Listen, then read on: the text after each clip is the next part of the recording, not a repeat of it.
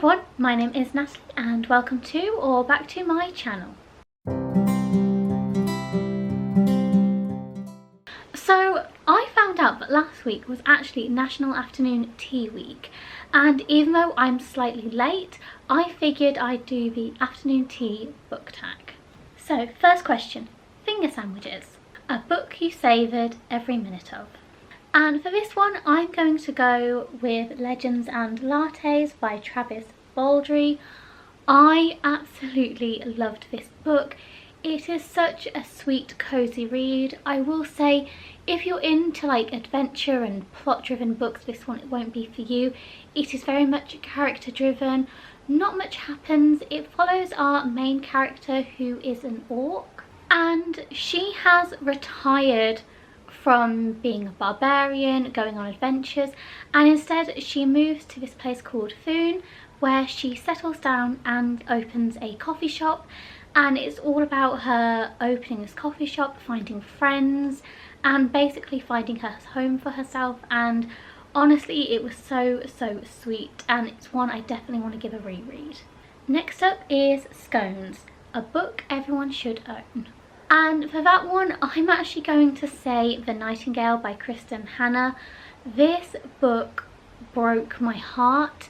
I don't often cry when reading, but this one really broke me. In fact, I actually listened to this one on audiobook, and if you are interested in reading this, I highly encourage you to read the audiobook. It is fantastic. It's also got a whole host of voice actors, and this book actually takes place during World War II in France. So this follows the Nazis' occupation and invasion of France, and it goes along from there. And this is the story of two sisters who are very different from each other and who play very different parts in the war, but we discover that both parts are equally important. And yeah, there's a twist in this book, and yeah, it's so heartbreaking. I highly encourage anyone who hasn't and is interested in historical fiction to read this book. Next up we have Biscuits, a book that can be finished in one sitting. And for this one I'm going to go with Moonstruck. This is volume 1, Magic to Brew, and this is by Grace Ellis and Shy Beagle. Obviously it's a graphic novel, and that's the art style. It's a really nice, very quick read, and I highly enjoyed this one. This basically takes place in a fantasy world where all sorts of fantasy and supernatural creatures live, and they live alongside humans. And this follows our main character Julie, and it follows her starting a brand new relationship with a brand new girlfriend. She is also having to help solve the mystery of what happened to one of their friends called Chet. The next one is Patisserie, and that is a book that is light and easy to read. I don't know if people are going to agree with the light part of this book, but it certainly is easy and quick to read, and that is The Boy, the Mole, the Fox and the Horse by Charlie Macquarie. I absolutely adored this. It is so sweet, and it follows this little boy as he just wanders and he meets like all these characters, and they all help him to grow a little bit more and help him understand life a little bit more. It's also very easy to read. So we've got the illustrations, and that's the writing style in this edition. But yeah, I would highly encourage people to read this one as well if you haven't. It was big a few years ago, and I know lots of people have read it, but yeah, definitely worth a read. Then we have Showstopper, a book that blew you away. I've spoken about this book before on my channel, and that is The Toymakers by Robert Dinsdale. This book, I was not prepared how this book would go. This book follows our main character Kathy, who is 16 and pregnant. This also takes place during World War I, and it follows her stumbling across this toy shop and her meeting the owner and his sons, and it's a beautiful story of them taking her in and basically giving her a new life.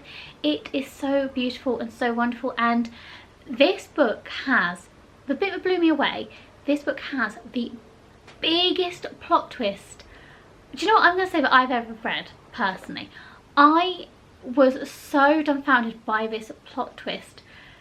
I got my nan to read this and she was also completely like horrified by this plot twist, but in like a way that made the book good. But yeah, and I still haven't forgiven one of these characters for what they did.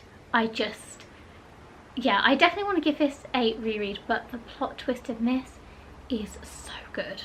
Then we have Tea, a book that you find comfort in. For this, I'm going to go with Kenzuki's Kingdom by Michael Morpurgo. This is the first book of Michael Morpurgo's I have ever read when I was very small. I was like 7, 8 when I first read this book, and it has stayed with me all these years. This isn't my original copy. I got rid of my original copy when I was a teenager and I actually went out and repurchased this, but this is a book that has always stayed with me and I've always remembered it, and I've since reread it a couple of times, and honestly it just reminds me so much of being a child reading this book for the first time. And this follows our main character Michael, who I think is 12 when this happens, but him and his family go sailing on their boat. A big storm happens, him and his dog end up getting thrown overboard and they both end up being washed up on this island, and our story takes place from there. Clotted Cream, a book you didn't like at first but ended up loving, and for this I'm going to go with Tooth and Claw by Jo Walton. I did a video a while ago of reading a bunch of books that Bella Swan has read. I did initially film a vlog for it, but the files got corrupted, and so I just ended up filming a wrap up. By the way, in case you're wondering, I am in the process of filming a second part to that because there are a lot more books on that list, so I am reading like Bella Swan part 2 is definitely coming, so stay tuned for that. But in this, I read this book and I didn't initially like this book. It was a bit slow going, it was a bit weird if I'm honest, but I ended up growing to love it and love the characters. Now, you're gonna have to stay with me here because this book is odd. This book follows dragons, but not in a normal sense of like humans are there and dragons are there. This entire world is just dragons, and the dragons can speak to each other, and we follow the dragons' lives and their stories, and they basically live like humans. So that's what this one is. But the tagline sold me on this one because they called it the Pride and Prejudice of the Dragon World, and I can 100% see why they did this, because this essentially is the Pride and Prejudice of the Dragon World. It's not a direct copy of Pride and Prejudice, it doesn't follow the same structural points, but if you were to compare this to a time period in our history, it would be like Pride and Prejudice era, and that is about a big family and it talks about money of the family, and yeah, Pride and Prejudice of the Dragon World. I encourage you to read it. I'm not entirely sure how many people are going to like this, but yeah, I ended up loving it. Next up we have Jam, your favourite pair, characters who are just too sweet together. And for that I'm going to go with Nick and Charlie from Heartstopper. I love these two. I haven't been able to read volume 5 yet, but it is definitely on my list of things to read before the year's over. But yeah, Nick and Charlie. Heartstopper is just such a sweet graphic novel and I love it. This is the kind of... I'm trying to find a picture because this is volume 4, so I'm trying to find one that won't give it away too much. There we go. So this is the art style. Alice Oseman also draws everything and does the story. I love these two characters. They are so sweet together. And yeah, I haven't watched the TV show yet.